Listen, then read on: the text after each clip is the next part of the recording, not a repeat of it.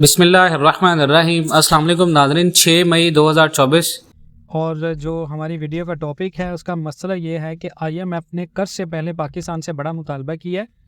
Dollar सोना currency रखने वाले हो जाएं होशियार।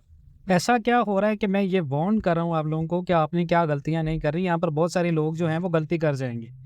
देखिए जी, आईएमएफ का जो मुआदा हुआ है पाकिस्तान का, उस मुआदे के अभी पैसे पाकिस्तान को मिलने हैं और वो पैसे मिलने हैं पाकिस्तान को। इस वजह से मैं आपको वार्न ये कर रहा हूँ कि आईएमएफ ने जो खबर दी है वो ये दी है कि पाकिस्तान अपने जितने स्टॉक मार्केट की सबसे पहले बात करें तो स्टॉक मार्केट पाकिस्तान की पिछले 3 माह की बुलंद तरीन सतह पर पहुंच गया।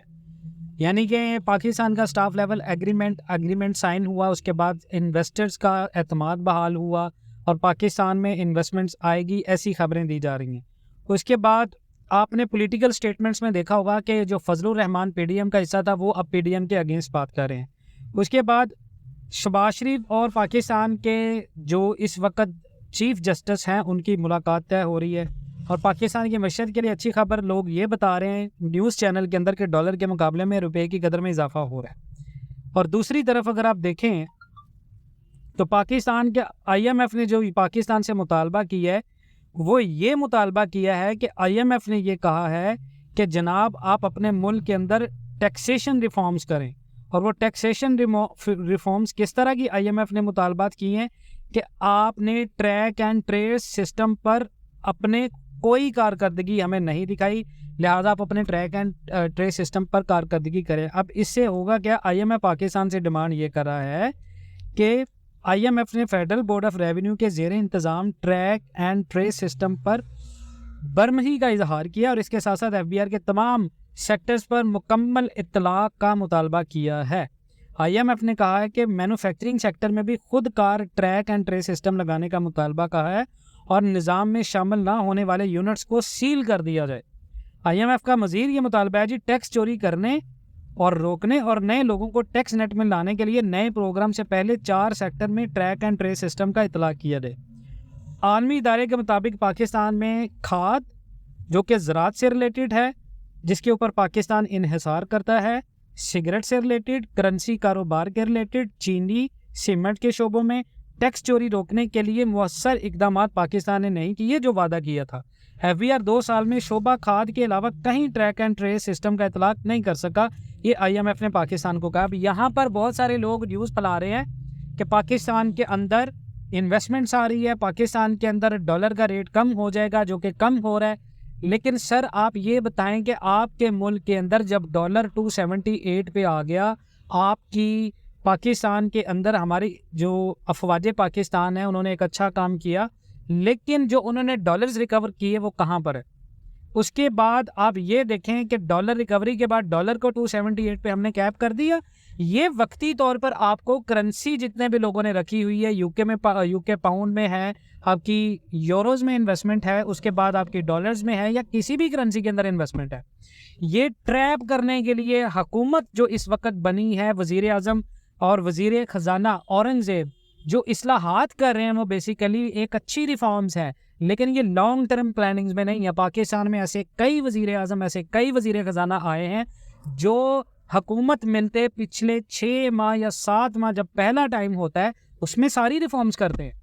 अब मसला ये है कि यहाँ पर बहुत सारे लोग कमेंट सेक्शन में कह रहे होते हैं कि आप पाकिस्तान की तरक्की से खुश नहीं है। मसला ये है कि ये लोगों को ये समझना पड़ेगा, सर आप मार्केट के अंदर जाएँ, इन्फ्लेशन में कहाँ कमी नज़र आ रही है आपको, कहाँ पर आपको डॉलर का इफेक्ट नज़र आ रहा है। आप कोई भी इन्वेस्टमेंट करें, आपकी कुव्वत ख़रीद कहाँ पर कम हुई है, कहाँ पर बेहतर हुई है।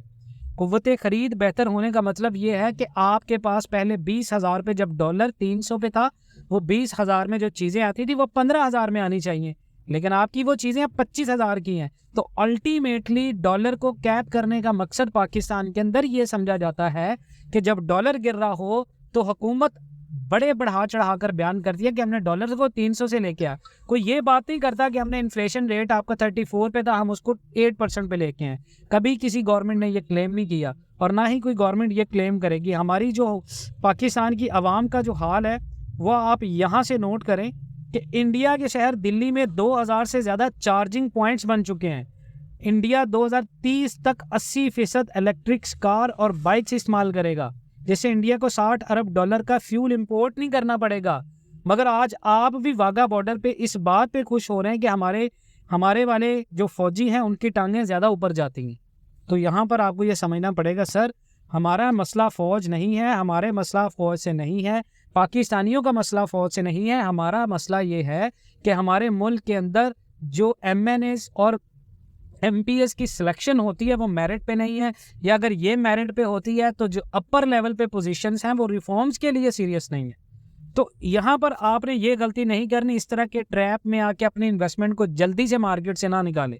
बहुत सारे लोग क्या करते हैं, जब इस तरह का मसला होता है, सर डॉलर तो कम हो रहा है, आप कह रहे थे महंगा होगा। और भाई जब हमने कह दिया कि महंगा होगा, अगर महंगा नहीं हुआ तो थोड़ा इंतजार करें। आप अगर करेंसी में इन्वेस्टमेंट करके बैठे हैं, आप चाह रहे हैं कि आप एक ही दिन में करोड़ों रुपए कमा लें, that is not possible.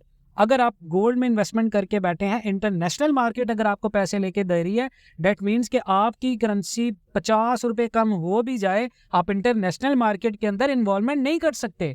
Pakistan के अंदर होना तो ये चाहिए था कि डॉलर 278 की रेंज में है, आपका गोल्ड 2 लाख से ना बढ़े। गोल्ड आपका ऊपर क्यों जा रहा है? क्योंकि आप इंटरनेशनल इन्वॉल्वमेंट में अमल दखल नहीं कर सकते। जापानीज ने यन के इंटरेस्ट रेट को कम कर दिया, फेड ने इंटरेस्ट रेट को काट दिया, तो डेफिनेटली डॉलर को स्ट्राइक पड़ेगी। जब डॉलर को स्ट्राइक पड़ेगी, गोल्ड ऊपर आएगा। तो जितने भी लोग इन्वेस्टमेंट कर चुके हैं वो ये पॉइंट्स को जहन में रखें। इन पॉइंट से आपको बहुत सारी चीज़ें कन्फ्यूजन हो जाएंगी। बाकी कोई भी इन्वेस्टमेंट के बारे में या कोई टॉपिक के ऊपर आप चाह रहे हैं कि हम उसके ऊपर बात करें या आपको बताएं, कमेंट सेक्शन में ज़रूर बताएं। इंशाल्लाह डिटेल सर्च के साथ आपको बताएंगे। मिलते हैं इंशाल्लाह नेक्स्ट वीडियोज़ में, तब तक के लिए अल्लाह हाफ़िज़।